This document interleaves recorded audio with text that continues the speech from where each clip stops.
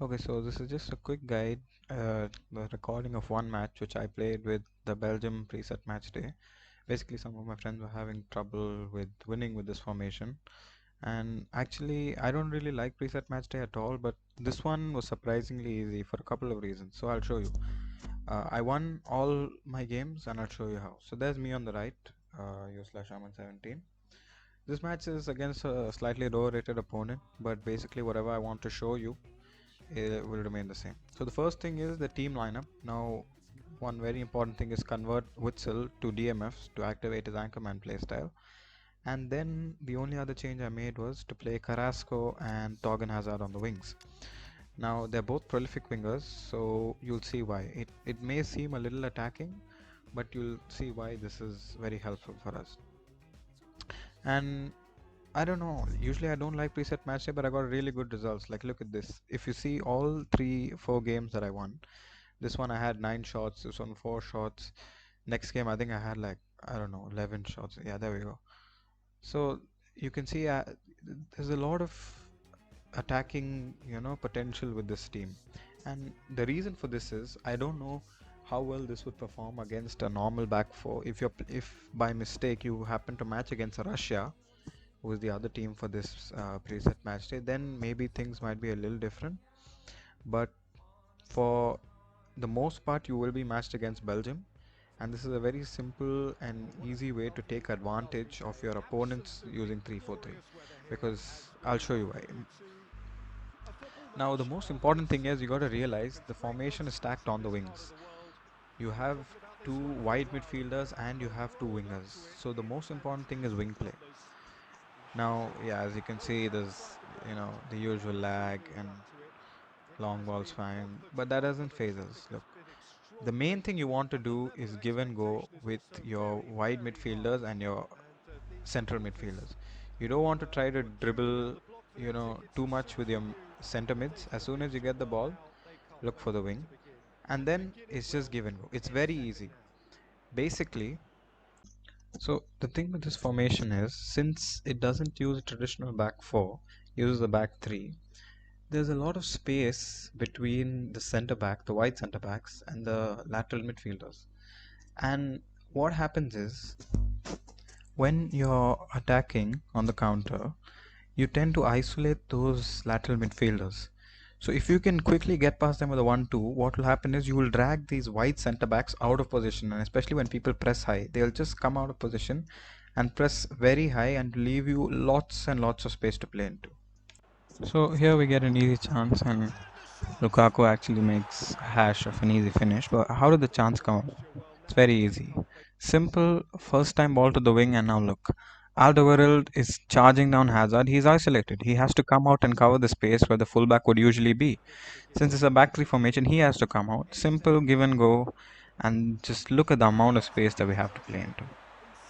He's completely off guard. Then Dene has to come out, or Vertonghen has to come from the other side. It's a whole mess. That's how you basically create chances with this team. You overload the flanks. And the thing why this works is most people in PES just press indiscriminately. They just for them defending is just basically pressing the press button, especially like some lower rated players.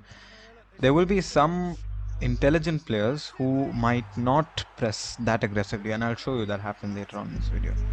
And you need to be that kind of player when you defend. So when you're defending with this Belgium team, make sure you don't ever go put your manual cursor on your three center backs when you're defending. Use it always on your midfielders or the lateral midfielders. So whenever the opponent has the ball, just run back with them. Try to get your lateral midfielders back into that space which I showed you. Try to get them to cover that so that you're not exposed in those areas. So now here's a good example of how we defend. Now look, I don't switch my cursor to the center back. I just continue to track back with my right midfielder, and eventually it works out. If I switch to my wide center back in that position, I would just open myself up to a give and go. And then again, it's simple. Once you have the ball, get the ball to the flank. You just have to slowly work your way past these midfielders. Now look, I don't go forward with Mertens. I just wait for that overlapping run from Torgan Hazard. That's why we use prolific wingers for them to make those overlapping runs. You just wait for it, they will come and you will overload the flank. That's how you get chances. Here he, standard long pass and he gets a goal. But that's not the point I'm trying to make. The point is there's a it's a very easy tactic to overload the flanks, especially when you're playing against a 3-4-3. So you will have a lot of chances in this game. So even when I conceded this goal, I wasn't that irritated because I knew that I would get chances. Again, we get the ball to the wing. You wait for him to commit, send him on a run, overlapping run. Look, Castagna committed to Hazard, and there's so much space for Carrasco to play into. And it's a simple header and a goal.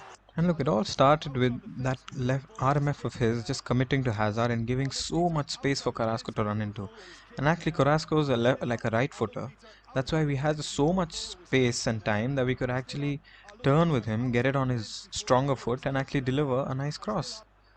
So that's just the way you create space in these wide areas using this team, and you'll score a lot of goals.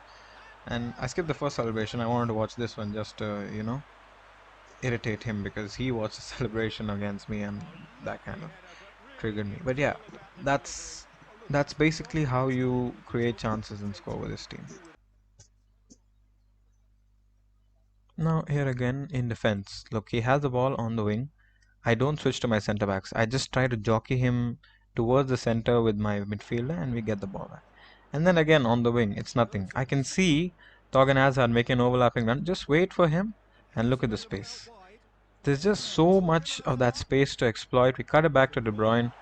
Probably should have been a better finish from him. But that's basically how it is. You keep creating chances, you will get endless chances basically like this. And you should be able to score a lot of goals with this team. And then again, just creating chances. Again, I got the ball with Hazard on the wing. Just his Castagno was the only player. I just took him on. You create space for yourself and score. And give the ball into the box at least. But yeah, I'll speed up the rest of the game because not too much happened. Look, a simple pass like that. It was a kind of a scripted game, but that's what I'm trying to show you that with this, if you just keep using this method, you will be able to win most of the scripted games. A small tip I will give you here is in the second half, make sure you bring on Origi. And I like to bring on Munier as well. He's not a prolific winger, he's an offensive fullback, but basically the movement in that position will be the same. He will make those overlapping runs which we're looking for. So yeah, basically it's the same thing in the second half. I don't want to bore you by showing you the same thing over and over again. But you get the idea. Hopefully you enjoyed watching this. Maybe you learned something. Hopefully if you weren't able to play that well with Belgium or 3-4-3 formations, you might have a little more success now. So yeah, do let me know how it goes for y'all, and cheers.